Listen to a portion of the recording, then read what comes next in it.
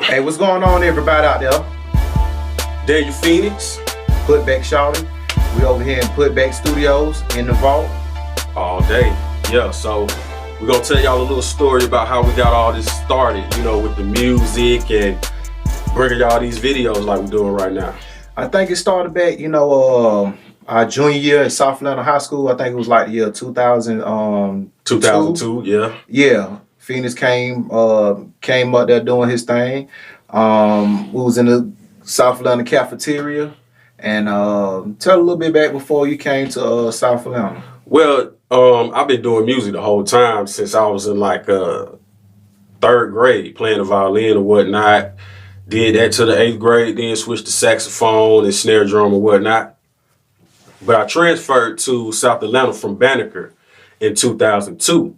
And I had been rapping for a while, freestyling and whatnot, tongue twisting and freestyling, doing that style of rap, tongue twisting.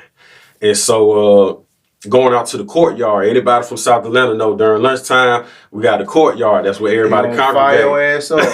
Yeah. Fire! Yeah, so I started rapping, man. I met this guy, Rike. And first we used to just rap, and then sometimes we would battle rap. And Pharaoh used to come outside too. Ferris used to come out to Putback. He used to come out. And so next thing you know, man. I used to grab a pen and beat on the wall. And next thing you know, what I heard was they was like, you heard this new guy? Basically, he was like, freestyling against whoever. So I'm like, let me go hear this. You know what I'm saying? So I leave out the cafeteria, and we used to call it the field. Yeah. So that was like the top part up there towards, like, you head towards the gym. So next thing I heard him rap, I'm like, damn, man, bro going in. You know what I'm saying? I didn't give a damn about rapping back then. So at the time, it was all fun. I just seen him stand on like this little purple bench, and he was saying, I'm gonna squirt nut on you, on your mama, on your sister, on your, you know what I'm saying, on your auntie. And I'm like, God damn, nigga. You know what I'm saying? You know what I'm saying? That's a lot of jewels being got there. A lot of jewels. I didn't care what I said. Like, anybody can get it about anything. Nothing was off limits. So you couldn't be sensitive coming up there because I was going to get you. And, I was living in Polar Rock. So, Marcel, shout out to Marcel Billingsley. Seldo. Yeah.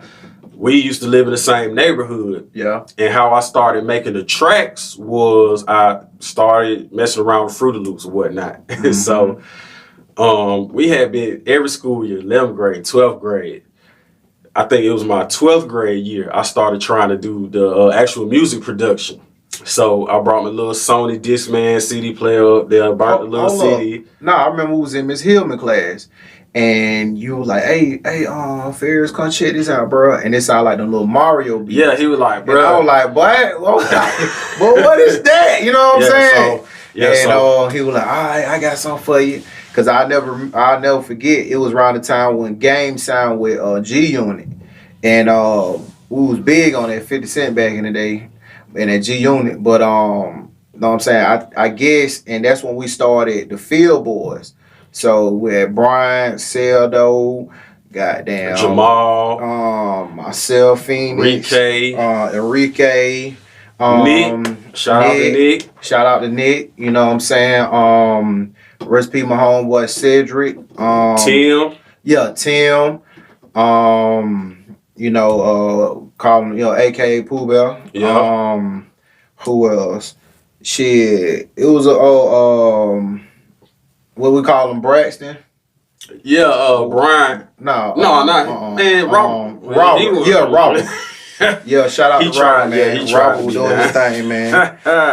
And I forgot about that. It was back in it was just funny because we had different handshakes, and I was coming up with them. So I felt like if you knew the handshake, you was a part of the clique. You know what I'm saying? The Field Boys. But if you didn't know the clique, then if you didn't know the handshake, then that's saying that you're not a part of the clique. So each week I was coming up with something different. And how it all started was like the Field Mops, they basically they inspired me growing up.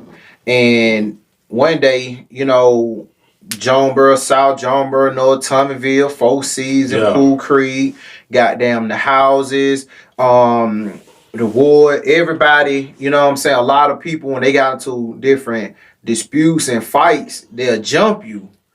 And especially on like Thomasville nigga, Thomasville and the Four Seasons niggas and the Jonesboro South niggas. So I was just like, shit, I'm sick of this shit, bro. You know what I'm saying? And we were just surrounded. They were surrounding me. And I'm just like, you know what I'm saying? This shit get real in the field. Yeah. Man, I'm like, these niggas goddamn jumping niggas, you know what I'm saying? I just want to know who the fuck got my back. And everybody like, nigga, I got your back. And I'm like, shit, nigga, this shit real in the field, nigga. Nigga, we don't field boy. And everybody like, hell yeah, we the motherfucking field boys.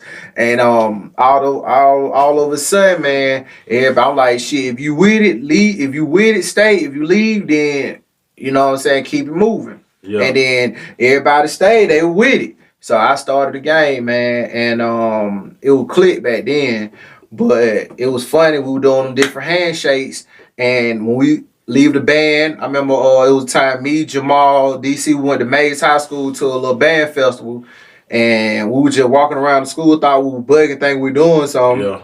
But you know what I'm saying? We're not kicking shit. Next thing you know, every time we go to lunch, we'll stop in the middle of the cafeteria, Yeah. and do our little handshake. So everybody can see it. Yeah, let everybody know. And then we'll write field boys on there, let them know we're in this motherfucker. But the funny thing is, the niggas who were like, man, y'all need to fuck that shit lame, nigga, y'all need to stop that shit. Doing the same niggas today in the Bloods, in the Crips, and throwing up throwing up signs and doing handshakes. But we don't even do that shit no more. So it's funny that we were trendsetting shit, but we were just doing something that everybody else wasn't doing. Because everybody else might just pound, but we got down, you know what I'm saying? All that kind of shit. And we ain't saying we started it because we know gangs been doing that shit from the get-go. We just saying that the niggas who was looking down on us saying that it wasn't cool, now they in gangs and shit doing the same shit we was doing that they was saying it wasn't cool. But anyway, I left for a minute. I moved to Louisiana. I graduated high school up there, and everybody was like, "Dang, DC man, you leaving, man? Dang, bro." I'm like, "Hey, I'm gonna be back. I'll be back." I'm talking about Arnold Schwarzenegger. And right before he left, it was funny because our dumb nigga, you know, Phoenix had like this Metro Blue phone that had the snake on there. And I was just like, well, shit, trade me that phone. And I traded him a pistol.